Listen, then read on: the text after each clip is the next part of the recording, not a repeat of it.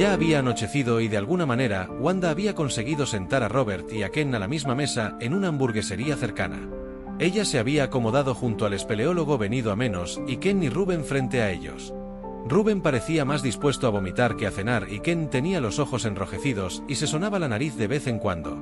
Todo lo que se había obligado a guardarse para sí, los últimos días, había salido en torrente.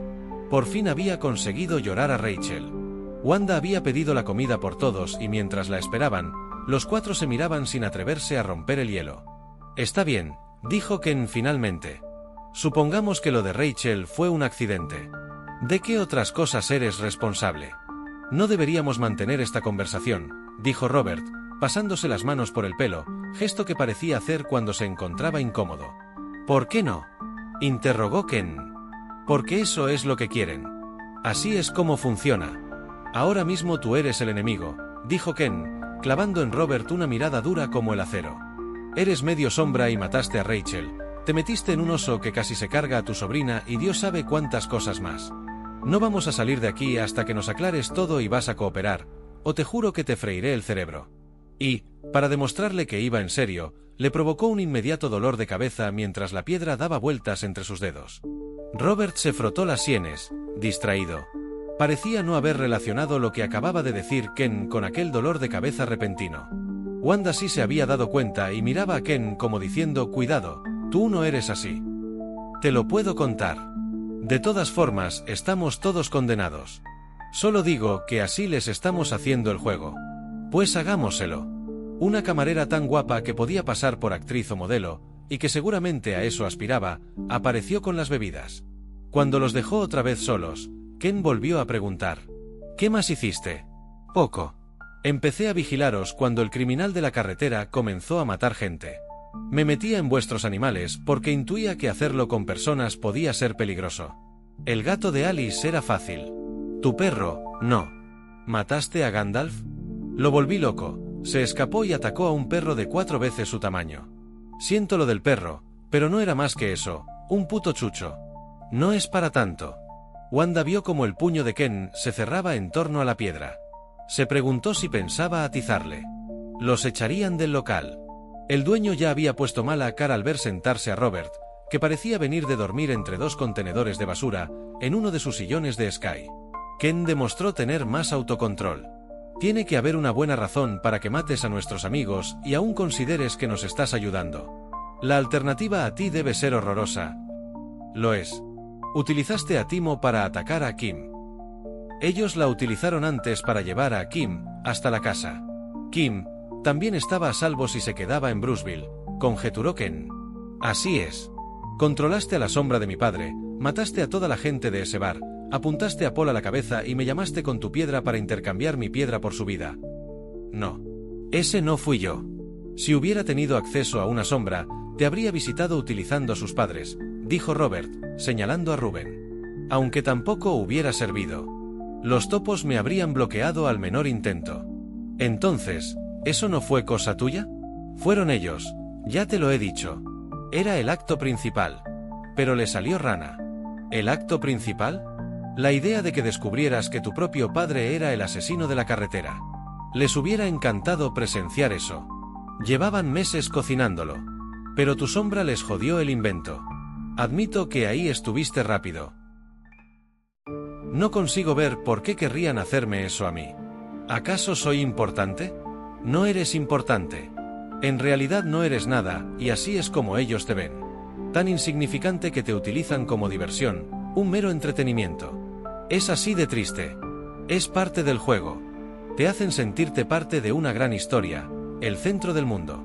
Y luego te destrozan. ¿Te vas a comer eso?», preguntó tío Robert, señalando la hamburguesa de 3 pisos de Ken.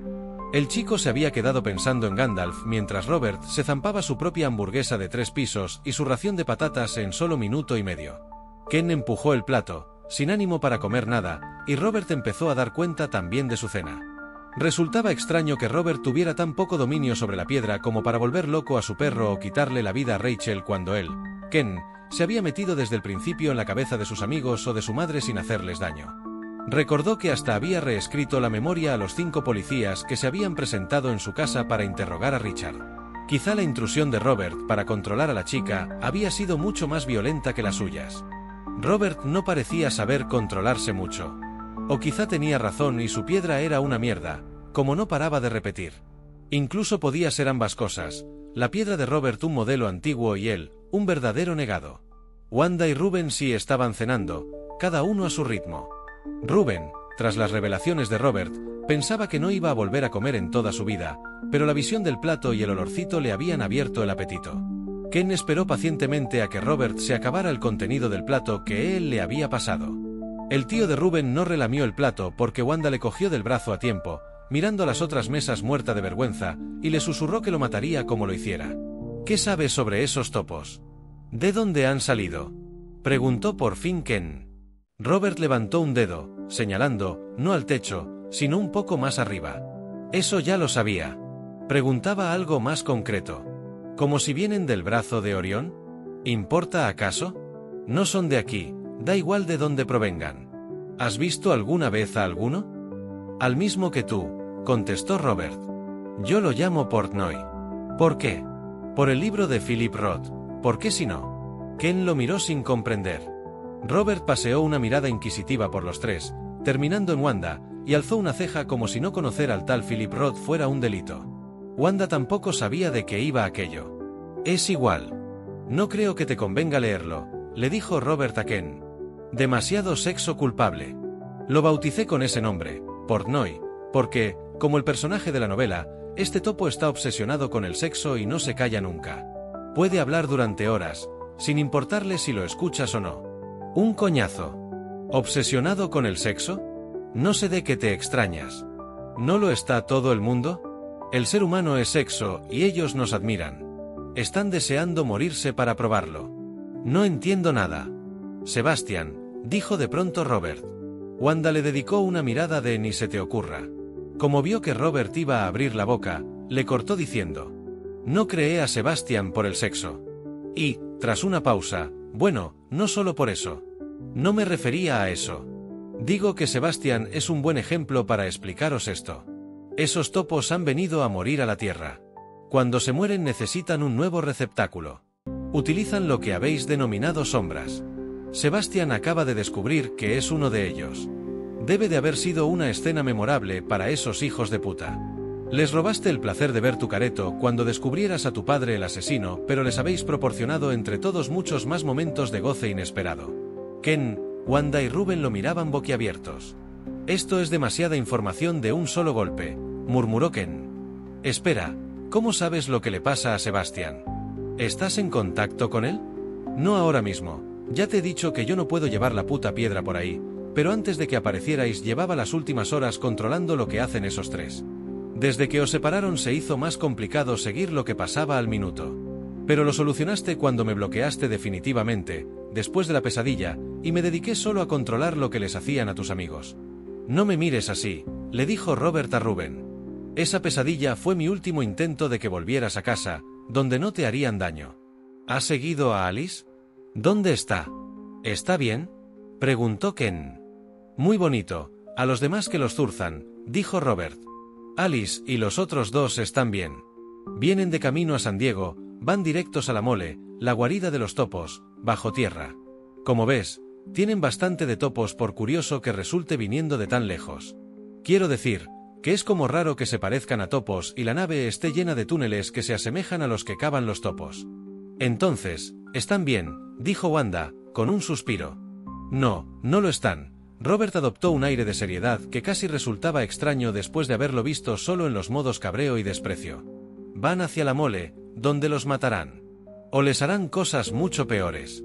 ¿Por qué? ¿Por qué querrían matarlos? ¿Es solo por diversión? No me lo creo, dijo Ken. Es mucho más que diversión. Es una droga. Los jodidos topos están enganchados a eso. ¿A la violencia gratuita? No, contestó Robert, y bajó la voz antes de decir, están enganchados al asombro. Robert llamó a la camarera para pedir un postre y después les dijo: a partir de aquí se pone complicado. Ellos están escuchando cada palabra que digo porque todo lo que hacen va dirigido a momentos como este, cuando las intrigas son desveladas. No me preguntéis si compiten entre varios o lo que os han preparado a vosotros es cosa de uno solo, más desquiciado que el resto. Ni lo sé ni me importa. La cuestión es que ahora voy a desvelar cosas que pueden poner a Portnoy en peligro. Y me parece bien. Él mismo se lo ha buscado. Pero, os lo contaré con una condición. Aunque decidáis ir a la mole o en busca del resto de vuestros amigos, el viaje acaba aquí para Rubén. Se quedará conmigo hasta que todo termine, si termina. Si han decidido que debe morir, deberán matarme a mí primero.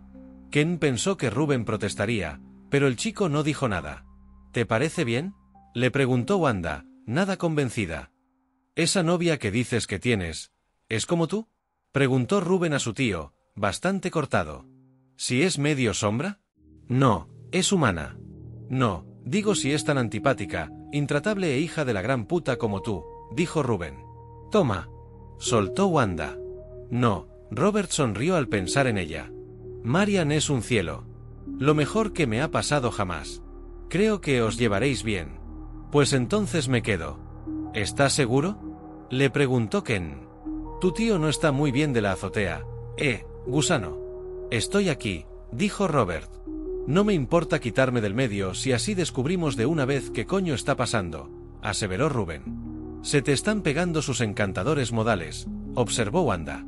Bien, dijo Robert. Allá va. Durante aproximadamente un minuto después de eso, Robert permaneció con los ojos cerrados y en silencio. Ken pensó que estaba ordenando sus ideas antes de empezar a contar lo que consideraba más importante. Ya iban 3 minutos cuando Wanda le dio una colleja.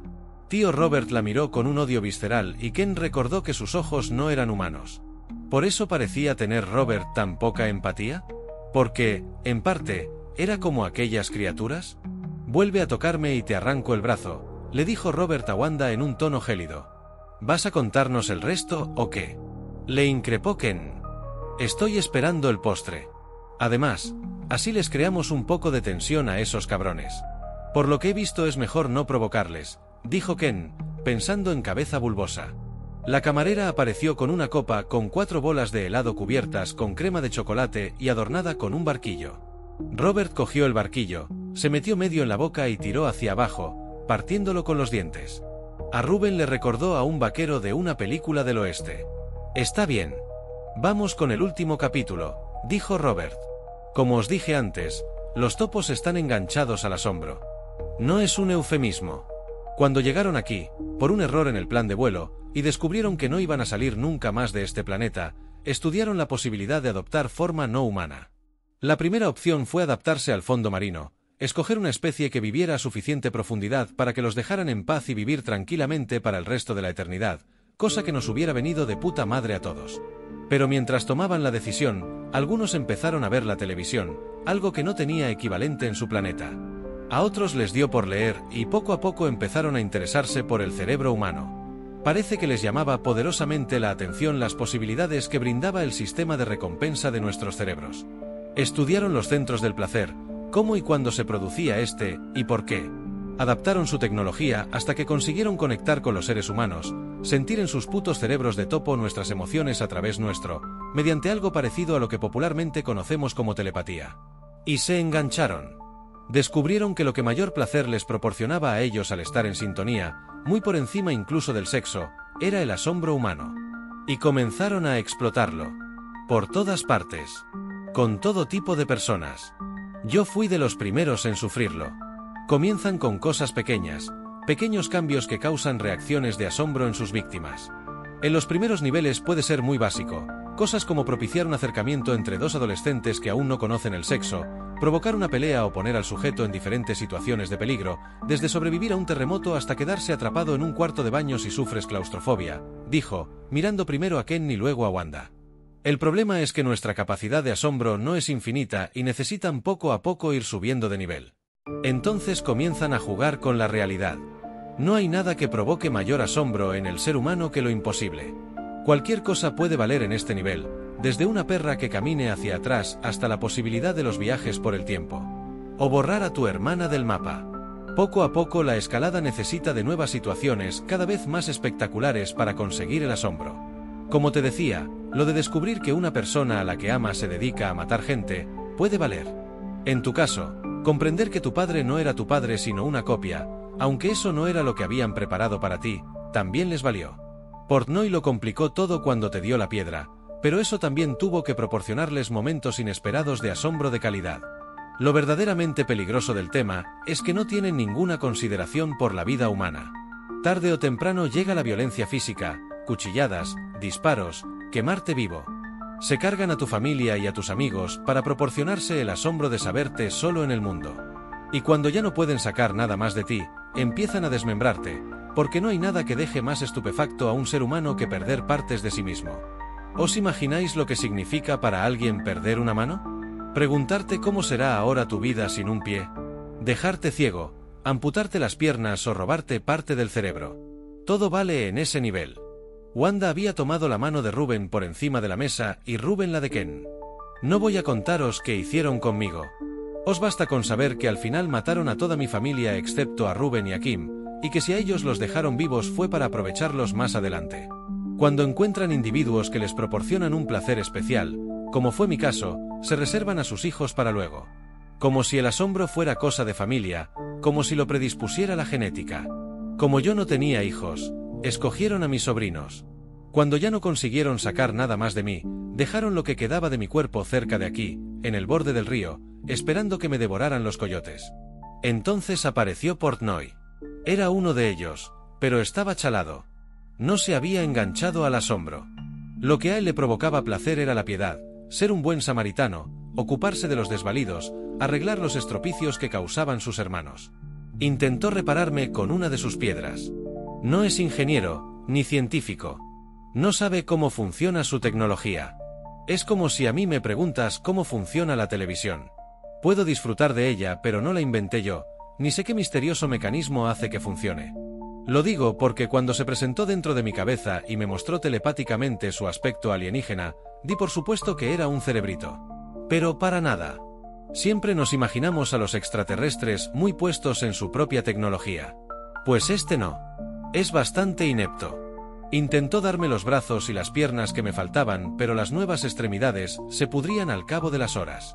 Desconectó de mi cabeza para poder buscar a un amigo suyo por la mole, el lugar donde viven, y consultar con el otro loco mi problema.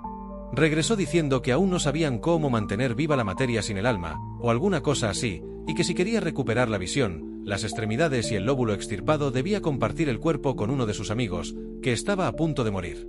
Le dije que me parecía bien. Desde entonces, somos dos aquí dentro, aunque con el paso de los años nos hemos hecho uno. Me costó mucho habituarme a él. Durante un tiempo no tuve un comportamiento de lo más adecuado, nos peleábamos por controlar el cuerpo y el Estado no tardó en encerrarme en el psiquiátrico. Portnoy se ocupó de reemplazar con sombras a mis familiares muertos, para proteger a mis sobrinos. Los padres y los abuelos de Rubén y Kim son sombras, como ya sabéis, pero solo uno de ellos es consciente de todo lo que ha pasado, los demás llevan una vida de ignorancia total, como si fueran seres humanos. Hay una manera de poner a los humanos bajo la protección de su ley, y es haciéndolos parte de tu familia, si eres un topo insertado, quiero decir. La sombra que ocupó el lugar de mi madre era amiga de Portnoy. Protegió a los chicos por un contrato de amor. Mientras Kim y Rubén permanecieran con ella, estarían a salvo. Bien. Ahora les estoy proporcionando motivos de asombro al contaros esto. Ya sabían que había traidores en la mole, pero ahora conocen nombres y apellidos y sabrán por dónde empezar a buscar. No me preocupa la seguridad de la sombra antes conocida como mamá, esos hijos de puta rara vez la toman contra uno de los suyos. Creo que Kim seguirá a salvo con ella. Eso espero. Pero puede que tirando del hilo descubran quién es Portnoy y le den un buen tirón de orejas. De todas formas, se lo merece. No volvió a aparecer nunca más. Me dejó con un cabrón en el cerebro y una piedra de mierda sin protección contra incendios. Quemé 2 casas donde viví de alquiler y hasta el sanatorio.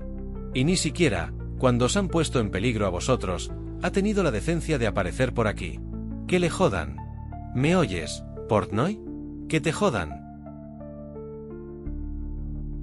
Nos despedimos aquí, dijo Robert, sujetando a Rubén como si esperase que fuera a salir corriendo. Es mejor que no sepáis dónde vivo. Habían regresado al exterior del sanatorio abandonado. El lugar, a la luz de la luna, daba escalofríos. Pero aún tengo un montón de preguntas, dijo Ken. ¿Qué quieres saber? ¿Por qué no viajaste a Bruceville para ponernos sobre aviso? Robert se llevó las manos a la cabeza y se revolvió el pelo. Cuando hacía eso, su pinta de lunático se disparaba. Cuando se dio cuenta de que había soltado a Reuben, se dejó el pelo quieto para sujetar a su sobrino otra vez. No te mentiré. Estoy convencido de que, al igual que me dejaban llegar a vosotros con la piedra cuando lo que yo hacía no interfería en sus planes, y me bloqueaban cuando era un incordio, seguramente me habrían matado de haber intentado llegar hasta vosotros físicamente. Pero la razón no es esa. No lo intenté porque tenía miedo. Ken pensó que él también lo tendría si lo hubieran desmembrado y arrancado los ojos como a Robert. Pero el tío de Reuben negó con la cabeza. No es esa parte de mí la que tiene más miedo. Es la otra. La que una vez fue como ellos y ha aprendido lo que es ser humano estando conmigo. Es él, el que no quiere volver a encontrárselos cara a cara. Les teme más de lo que pueda temerlos yo. ¿Qué más? ¿Por qué vives bajo tierra?, preguntó Wanda. Porque a mi otra parte, como buen primo lejano de los topos, le gusta más. Y porque es mejor para permanecer escondido. Pero es un buen hogar. Sobre todo, últimamente. Cuando vi lo que hacíais con vuestras piedras, empecé a crear objetos para decorar un poco mi casa. Espera. ¿No sabías que las piedras hacían ese tipo de cosas?, preguntó Ken, incrédulo. ¿No experimentaste? No sabía que fueran mucho más allá de permitir la telepatía y quemar cosas. Cuando vi el nombre de Bruceville en las noticias por los asesinatos fue cuando me empecé a preocupar por mis sobrinos y a pensar que intentarían joderlos pese a la protección de la nueva abuela Aubery. Y anda que me equivoqué. Fue entonces cuando intenté contactar con ella. No lo conseguí. Como ellos me bloqueaban, comencé a usar a los animales para observar lo que pasaba en el pueblo. Pero, ¿la otra parte de ti tampoco sabe usarla? Sebastián dijo que a las sombras se les daba mejor. Mi otra parte nunca había visto una piedra. Llegaron cerca de 3 millones de topos. De ellos, posiblemente sean menos de 100 individuos los que tienen acceso a esas piedras. Tampoco sé cuántas hay en total. El cabrón de Portnoy nunca volvió para responder a mis preguntas y mi otra parte no se había preocupado por el rito de la incineración de la carne y el resurgimiento del nuevo ser. Le daba un poco de grima pensar en ello. Solo sé que las piedras parece que han ido sufriendo modificaciones. Las han adaptado a las necesidades del momento. ¿La tuya no tiene conciencia? ¿Conciencia? Libro de instrucciones, una voz que te va guiando. Robert se quedó pensativo. ¿Por eso avanzaste tan rápido? ¿La piedra te guiaba? Ken asintió. Quizás sea una mejora tecnológica. Pero es extraño, comentó Robert.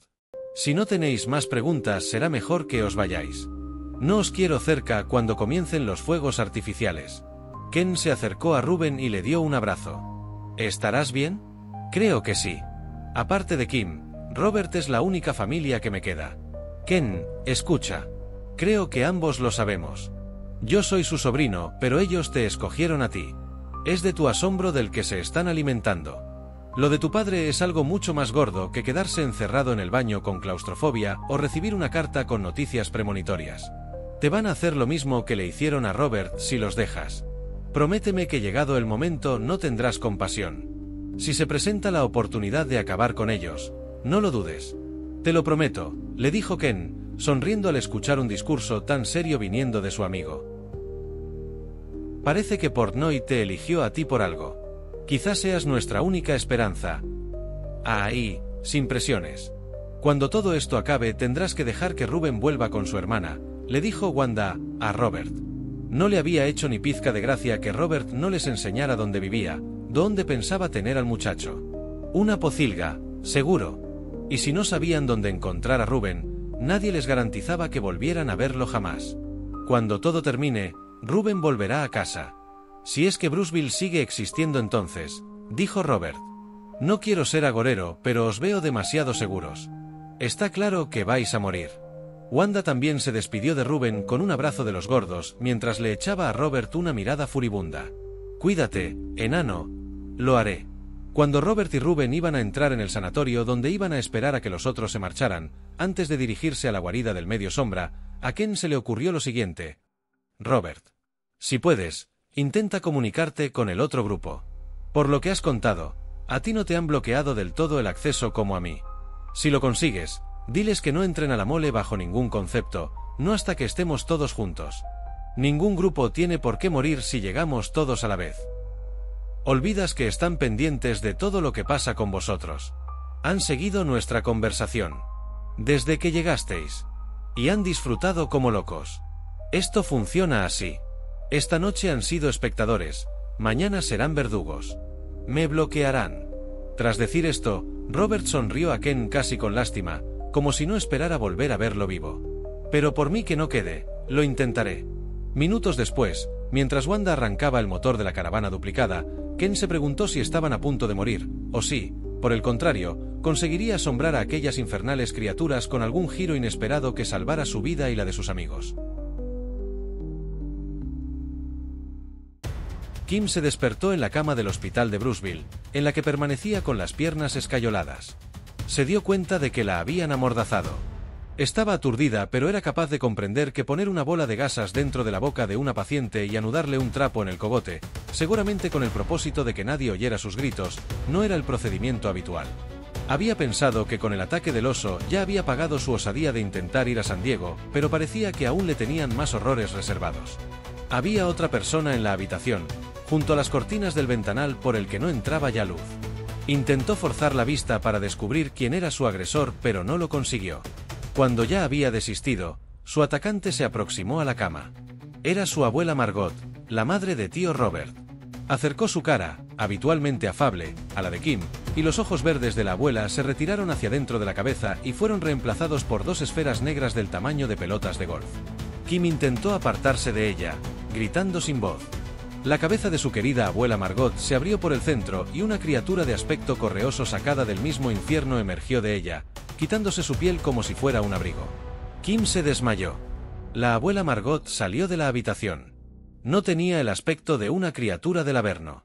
Sus ojos seguían siendo verdes, su rostro afable, y cuando se sentó en una silla en el pasillo de la tercera planta del hospital, gruesas lágrimas rodaban por sus mejillas mientras se preguntaba qué sería lo siguiente que le obligarían a hacer.